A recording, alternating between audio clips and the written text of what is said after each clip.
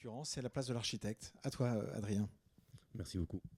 Bon, je vais vous parler rapidement de cette école, ancienne école Pasteur de Lompré, devenue école Simone Veil, qui est principalement une rénovation énergétique.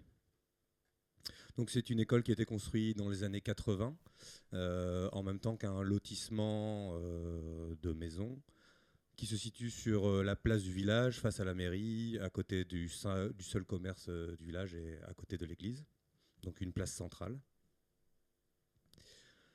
Donc ça c'est le plan existant. C'est une école qui avait un fonctionnement assez complexe avec des couloirs qui créaient des redans qui n'étaient pas forcément clairs pour les élèves. La distinction entre l'école maternelle et l'école élémentaire qui n'était pas claire non plus. C'est une école qui présentait pas mal de défauts. Défauts dus à son âge. C'est comme une école qui avait plus de 40 ans. Mais aussi à sa conception, avec notamment des problèmes structuraux, de la présence d'amiante, mais aussi des problèmes, on va dire, architecturaux, du type quelque chose qui était vu par Madame le maire comme un défaut, l'absence de façade sur le parvis. Donc c'était une école qui était en retrait, un peu cachée et complètement aveugle. Mais aussi des défauts pratiques, comme cette cour de récréation qui était entièrement en enrobé et qui créait un îlot de chaleur énorme qui faisait qu'à partir du mois de juin, la cour était inutilisable. Et du coup, ils utilisaient quelque chose qui était par contre là une qualité de l'école, c'est l'espace paysager arrière. Donc ce jardin que vous voyez, je ne sais pas si on voit le curseur, mais que vous voyez sur l'image numéro 5. Donc c'est une école qui avait aussi des qualités, notamment ces typologies de classe, avec une petite forme de maisonnette, avec une grande ouverture sur jardin, donc le jardin que vous voyez ici. Et aussi une salle polyvalente avec des volumes généreux, avec de la lumière qui vient du haut, de la lumière qui vient du bas, et des proportions assez adaptées à un usage pour une école de 8 classes, enfin de 6 classes à l'époque. Bien avant qu'on arrive, il y avait déjà eu un premier combat, on va dire, de la part de Madame le maire, qui a été de ne pas faire table rase de cette école. C'était pas du tout gagné. Elle a dû convaincre son conseil municipal. Parce que l'amiante déjà faisait peur, les problèmes structuraux faisaient encore plus peur, parce qu'on avait l'absence de chaînasse, par exemple, sur tout le bâtiment, donc toutes les façades étaient indépendantes et se désolidarisaient les unes des autres. Donc ça c'était la première chose, c'était très fort, c'est on veut conserver notre école pour deux grandes raisons. La première, pas créer un traumatisme dans un village qui est pas en quête d'identité, mais quand même qui cherche une identité. Et cette école dans laquelle plusieurs habitants avaient été enfants, mais aussi déposé leurs enfants, aurait pu être vue comme un traumatisme. La deuxième chose, c'était aussi pourquoi détruire un bâtiment qui a quand même quelques qualités, dont ses salles de classe. Et la deuxième grande volonté de notre maîtrise d'ouvrage, c'était d'amener de la consultation. Donc là, on a été appelé dans le terme d'un marché négocié. Et dans ce marché négocié, nous, on a proposé de proposer des ateliers de co-conception avec les enfants pour concevoir les espaces extérieurs. Donc c'est quelque chose qu'on a mené avec Atelier Extérieur, un paysagiste. On a mené 3 ateliers avec les enfants. Un premier qui était plus un atelier de réflexion, c'est qu'est-ce que vous attendez d'une cour de récréation, quels éléments vous voulez, qu'est-ce que vous attendez. Après un atelier maquette, c'est-à-dire qu'une fois qu'ils avaient trié tous leurs éléments, ils ont mis la main à la pâte, donc ils ont fait des petites maquettes, on leur a demandé d'amener plein de types de matériaux, des choses comme ça. Et enfin, un troisième atelier qui était plus un échange sur le projet qu'on avait conçu à partir de leur réflexion. Donc il y a pas mal de récurrences qui sont apparues dans les propositions des enfants. Une fois qu'on avait écarté les piscines à étage ou les tyroliennes, pour des questions de budget évidemment, même si c'était des très très très bonnes idées. Donc il y a 4 grandes récurrences qu'on a marquées ici. La première, c'est de la végétation. Donc ils voulaient énormément de végétation parce qu'ils connaissaient ce jardin à l'arrière qu'ils aimaient beaucoup, auquel ils n'avaient pas accès tous les jours, mais c'est quelque chose qui leur plaisait beaucoup. Des cours différenciés. Donc ça, c'est revenu beaucoup. Une cour pour faire du sport, une cour pour faire des dessins, une cour pour pouvoir jouer, une cour pour pouvoir se poser. Ils ont accès aussi à la bibliothèque, donc ils voulaient aussi avoir la possibilité d'amener des livres dans la cour de récréation. Après, quelque chose qui nous a étonné, une troisième idée, qui est ce préau continu, parce qu'en fait, aujourd'hui, les accès aux différents pôles de l'école, école élémentaire et école maternelle, se faisaient par la cour de récréation sans être abrités. Alors, on est dans une région où parfois il pleut. Du coup, ils avaient cette envie d'arriver sans être mouillés juste tout le long de l'école. Donc, c'est la troisième maquette que vous voyez là. Et enfin, ça c'est plus un constat de notre part qu'une volonté de leur part, c'est de la géométrie, c'est-à-dire qu'ils faisaient des cours en faisant des ronds, des cercles et des triangles. C'est quelque chose qui nous a assez amusé, donc on a repris dans notre conception.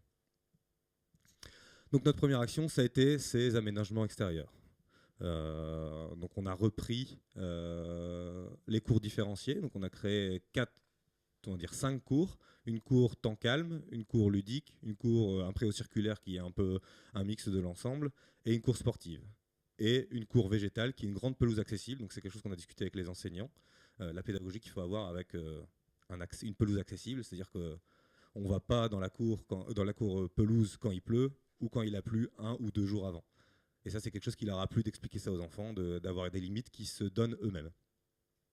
Après, c'est des mots que nous, on a mis. Aujourd'hui, on n'est pas obligé de faire du sport que dans cette cour-là. C'est quelque chose qui les enfants s'approprient. Mais aujourd'hui, avec ces formes géométriques, ils peuvent, eux, savoir un peu cloisonner les choses. On a aussi beaucoup végétalisé, vous le voyez. Bon, là, c'était juste après les plantations, donc la pelouse n'a pas encore prise, mais on a planté une 30aine d'arbres dans le cadre de la rénovation du projet. Deuxième grande action, ça a été de simplifier les flux. Donc on a repris cette idée de grand préau linéaire pour venir desservir l'ensemble des pôles de l'école, donc l'école maternelle et l'école élémentaire. Et on a fait la même stratégie à l'intérieur en recréant un couloir, un grand corridor intérieur. Donc là, vous voyez les 2 corridors. En haut, le corridor extérieur. On a profité des aspérités existantes pour créer des patios et amener de la lumière sur ce corridor de chaque côté. Et le corridor intérieur qu'on a imaginé comme une grande simèse. Donc c'est un espace des possibles avec tous ces petits trous qui permettent d'accrocher, de créer des éléments évolutifs. Donc là, bon, ça c'est un prémisse. Si on y va aujourd'hui, c'est complètement rempli. Voilà. On ne voit plus du tout les petits trous. Voilà. Et puis aussi des éléments de mobilier pour créer des rangements dans la salle de polyvalente. Troisième action, ça a été d'exacerber les qualités existantes, c'est-à-dire que soit de les conserver, soit de les mettre en exergue. La première chose, c'est ces grands cadrages sur les jardins. Donc on est venu vraiment les maximiser au maximum. On a gagné aussi un peu de la place dans les salles de classe, donc on a déplacé les radiateurs, on les a mis dans les brasements, et avec l'épaisseur d'isolation, on a pu gagner, on gagne 60 cm sur l'ensemble de la classe. Donc ce qui était quand même, vu que c'est toute petite salle de classe, on était sur des classes de 50 mètres carrés. Donc là, c'était des mètres carrés précieux pour les maîtresses et les maîtres. Pareil, de l'espace intervention minimum sur l'extérieur côté jardin, avec juste de l'isolation et une façade, mais on a essayé de garder, d'être très très sobre sur cette partie-là. On a aussi utilisé des éléments perdus du projet, notamment ces grands plénums, parce qu'on est sur des formes de maisonnettes qu'on a conservées aussi, parce qu'on trouvait que ça faisait partie de l'identité de l'école. Et on a utilisé tous ces plénums là pour pouvoir passer tous les éléments techniques, et on a recréé une galerie accessible avec un cheminement pour qu'on puisse facilement entretenir l'école. Et enfin, peut-être l'action la plus visible, c'est les extensions. On est venu ajouter des prothèses, on va dire, à ce bâtiment. La première, c'est une extension sur parvis de la mairie. Donc on est venu recréer une façade qui se marque notamment par la tente parents ici et ce grand gradin qui est devenu un super tremplin pour les trottinettes et les vélos, mais qui est aussi utilisé régulièrement par les enfants pour même hors temps scolaire pour s'asseoir et jouer. Particularité aussi de cette façade, c'est une façade qu'on voulait ouverte, en tout cas qui montrait une activité. On a travaillé avec un verre dépoli et structuré, qui montre à la fois qu'il peut avoir une activité dedans, mais qui préserve l'identité des enfants, ce qui correspond aux attentes des plans J-Pirates notamment. Donc ça, c'est le nouvel espace d'entrée de l'école maternelle. À l'intérieur. Donc avec ce hall maternel qui a des proportions, on va dire, assez réduites, parce que bon, déjà on était au-delà de la demande programmatique, c'est un espace qu'on offrait en plus de la rénovation énergétique, et c'est un espace qu'on a voulu polyvalent aussi, donc qui a été agrémenté d'une kitchenette qui permet dans le hall de créer des petits éléments d'atelier cuisine ou des choses comme ça, et aussi avec la mutualisation du bureau qui est utilisé de temps en temps pour une infirmière ou des éléments. Voilà. Donc on a essayé d'optimiser au maximum les espaces dans cette partie d'accès. Deuxième extension, les sanitaires. Alors qui était, on va dire, un des plus grands enjeux, en tout cas ce qui était le plus discuté avec les enseignants, parce qu'aujourd'hui, ils avaient des sanitaires dans toute l'école, tous les 2-3 mètres, il y avait un sanitaire, qui ne correspondait plus du tout aux attentes, on va dire, d'intimité, même de nettoyage des mains, des choses comme ça. Parce que nous, par exemple, c'est quelque chose qu'on essaie de mettre en place dans tous les projets d'école, c'est que l'espace où on peut se laver les mains, voire se laver les dents, est bien séparé de l'espace de cuvette, pour qu'on ne soit pas obligé de passer par des toilettes pour aller se laver les mains ou se laver les dents, ce qui n'est pas forcément agréable. Et aussi conserver de l'intimité. Alors vous voyez, là, on a proposé des sanitaires complètement vitrés, mais c'est sur un espace qui est un espace contemplatif. Donc c'est un espace qui est pas vu des élèves dans le temps de récréation. Donc on a essayé d'amener le maximum de confort dans ces sanitaires, notamment on travaille avec des cloisons pleines, enfin des choses comme ça vraiment, parce qu'on sait que c'est une question importante pour les élèves, les sanitaires, parce qu'il y en a beaucoup qui n'osent pas aller aux toilettes dans les écoles. On essaye d'amener aussi un aspect ludique dans ces espaces qui sont des espaces temporaires dans le temps scolaire, c'est-à-dire que oui, même on a travaillé avec du rouge, on a osé faire du rouge, même si tout le monde dit attention, rouge, ça énerve les enfants, paraît-il. Mais on a mis, c'est vraiment dans ces espaces qui sont des espaces de passage, on va dire. On a essayé de mettre du ludique, vraiment, que ce soit des espaces très agréables. On a envie d'y aller, là, on a envie d'aller se faire. En tout cas, on a essayé qu'on ait envie d'aller se laver les mains, spontanément. Et enfin, la dernière prothèse, c'est ce grand préau circulaire qui se voulait être un peu une pièce maîtresse pour le projet, qui est le lieu de rassemblement aussi pour les petits événements qu'il peut y avoir dans l'école. Voilà, c'est là que la chorale chante, par exemple, devant les parents. Parler rapidement de matérialité, on est venu confronter à la maxi-brique, au parpaing et à la charpente bois existante une structure métallique. Structure métallique qui s'est vite imposée pour des questions de poids, parce qu'on voulait vraiment minimiser l'impact sur les fondations, parce qu'on est venu s'appuyer sur le bâtiment existant.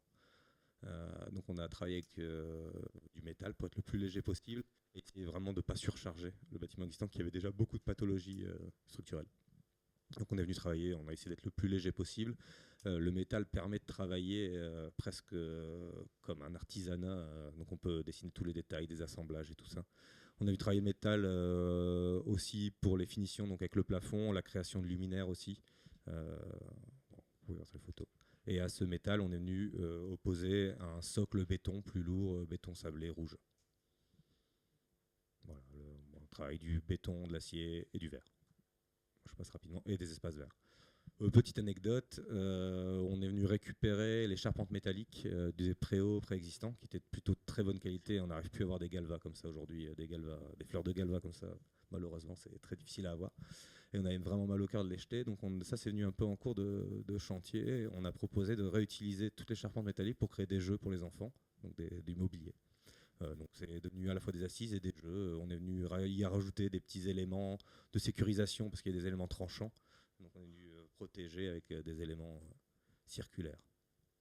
Voilà pour la présentation. Donc en conclusion, qu'est-ce qu'on a voulu faire sur ce projet? C'était vraiment cultiver les ambivalences que sont un programme scolaire, c'est-à-dire c'est à la fois un lieu où il faut être sécurisé, mais c'est aussi un endroit où on doit s'amuser et où on doit pouvoir tester des choses.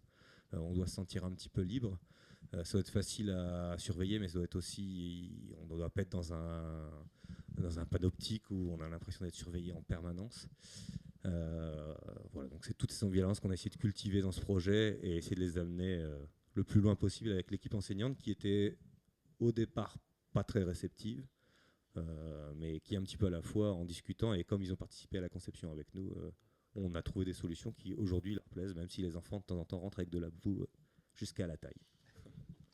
Merci Adrien, un grand merci, je pense qu'on peut t'applaudir.